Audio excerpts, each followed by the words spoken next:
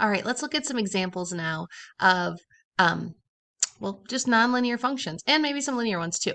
Okay, so different breeds of dogs have different growth rates. A large breed dog typically experiences a rapid growth rate from birth to age 6 months. And then at that point, it begins to slow down until the dog reaches its full growth around 2 years of age. Okay, so we have rapid growth rate from birth to 6 months. And then we have a slowdown until around 2 years of age. Now, it doesn't say that they don't grow anymore, they just grow smaller. So notice we're comparing the age here to weight. Now, like kind of like problems you had, unlike problems you had in the past, usually you're given like exact information. And this one isn't quite exact information. Um, but we can still develop a graph based on what we know. We know that this is a large breed dog. Okay, so there's a lot of maybe different opinions on what is considered a large breed dog. But I'm going to say, well, because we have between 70 and 80 here, I'm going to say, pushing 70 to 80 pounds maybe. Okay. Notice our age here is in months. So when a dog is born, a puppy, it's not going to weigh 0. But notice our scale here. We go 0 to 10 to 20. So that's our weight in pounds. So I might say something like, when a dog's first born, maybe it's only a couple pounds. So I'm going to start off right here. Okay. But I know from 0 to 6 months, there is going to be rapid growth from 0 to 6 months. Okay. So maybe I think the dog, okay, this is not going to, be a straight line here. Maybe I think the dog, when it's first born is 2 pounds, but after 6 months, maybe he's going to weigh 50 pounds. Okay. So I still don't necessarily think that this is going to be a constant, like it's not going to be exactly the same. I just know it's going to be pretty steep when it gets here, right? But now after that, after 2 years, so 24 months is 2 years, it's still growing, but it's not as rapid, okay? So it kind of tapers off at this point. So you're going to see that my line isn't quite as steep, okay? And I tried the best I could to make it nice and smooth, kind of, sort of, right? Hopefully without erasing everything. So we kind of have this nonlinear graph here, okay? Which answers the first question. Is it represented by linear, nonlinear? It's nonlinear. And we're just going to say the growth rate isn't constant.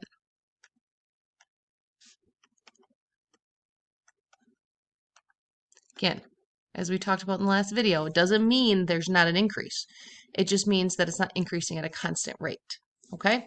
Which, look at that, leads into the next question. Is the function increasing or decreasing? It's increasing. Okay? And I want to throw out kind of a relationship thing here. I want to kind of talk about the relationship between ages and months. So I'm going to say, as age increases, because when we're talking about increasing and decreasing, the x-axis is always increasing. Like in this case, age is always increasing. So I'm going to say as age increases, not increasing, sorry. As age increases, so does the weight. Okay. Don't overthink these graphs. Learn to take the knowledge or the information they're giving you and graph them, and then be able to talk about that. Okay? Don't overthink it. Let's try another one. Nika took her laptop to school and drained the battery while typing a research paper. When she returned home, she connected it to a power source, and the battery recharged at a constant rate. Sketch a graph that represents a battery charge with respect to time. So here is the number of hours. Okay, we know it started at 0%, battery dead. Well, again, paying attention to time and hours and battery charge, when a battery is fully charged, it's going to be at 100%. Now, it doesn't say here that it took 4 hours. I don't think it does. No, it doesn't say that it took 4 hours. I'm going to just say it took 4 hours because, hey, why not? But you could say it took 3 hours. Maybe it's a really good battery charger. All right, so in this case, we can it tells us that it's charging at a constant rate. So is this a linear or nonlinear function? Well, this one is going to be linear. Okay, and it's linear because the battery recharges at a constant rate. It tells us that. So I know that a constant rate means straight line. Is it increasing or decreasing? It's increasing.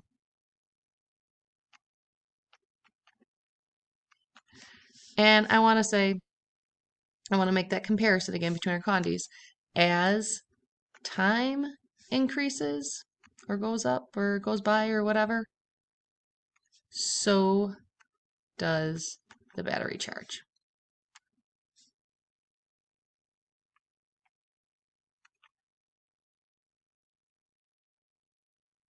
Now, if we took this graph out further, we could run into some issues because batteries don't charge past 100%. So what does that mean?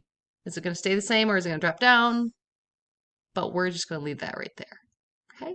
So we've done a linear example, nonlinear example, and we're going to do one more. And I hope you look at this and think, well, that is definitely nonlinear.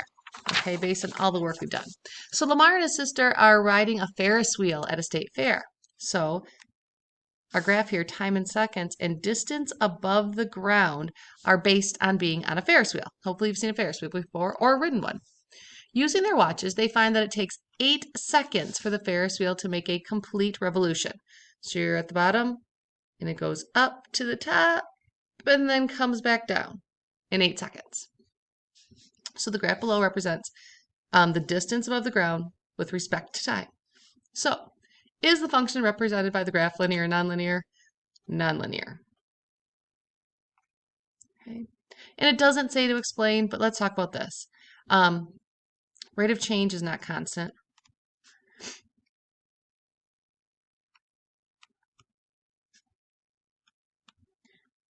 And if you've been on a Ferris wheel, you don't, I guess you can get to the same speed going around, okay? Sorry, no, this is nothing to do with speed. This is distance above the ground, okay? And because you're going up and then coming back down, you're not keep increasing the same distance from the ground, okay? That's no longer a Ferris wheel. Got to come back down to be a Ferris wheel. All right. Is it increasing? Or where is it increasing? Well, remember it said up top that it takes about 8 seconds. Okay, so that's like this right here, right? 8 seconds is about there. So if you look at the top here, where it hits its highest point, okay, this line was not very well drawn by me.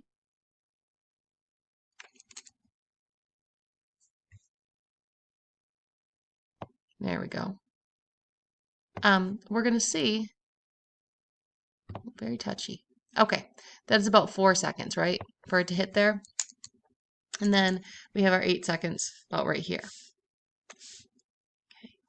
So that means, rough line, that means from 0 to about 4 seconds, it's increasing. Then it's decreasing, okay, from 4 seconds to 8 seconds. Then it's increasing from 8 seconds to, well, 12 seconds, right? You can see that that's just going to be a little bit here.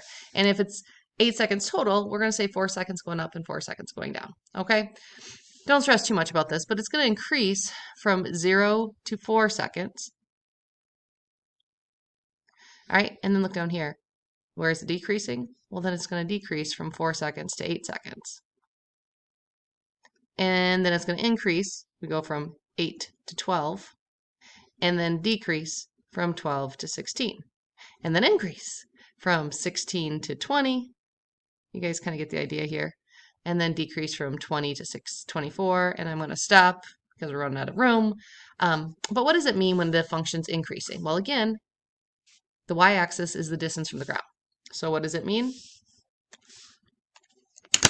Lamar and his sister are rising in the air. Right? The Ferris wheel is going up high, seeing everything. What does it mean when they're decreasing? Well, it means Lamar and his sister are traveling back down toward the ground. Okay. So when it's going up, All right, undo. Okay. Sorry, that's not what I meant to undo. So let me put that down again and learn how to use my computer here, right? They are traveling. I don't like to do that for sake of time. Back down toward the ground. Okay, so let me click out of there before I mess something up.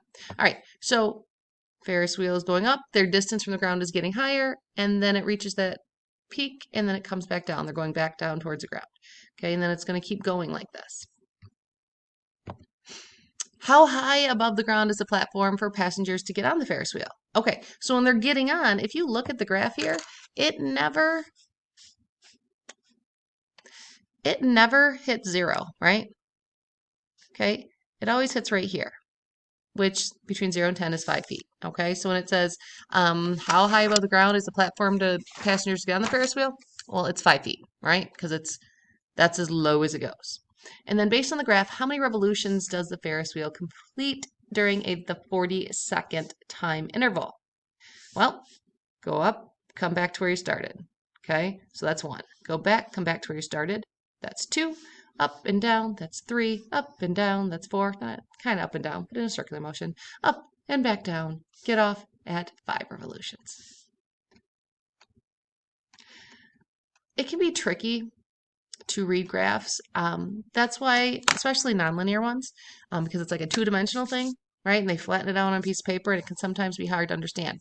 So my advice to you always is to pay attention to the axes, right? To the labels, because that's going to give us a lot of information about what the graph is actually representing.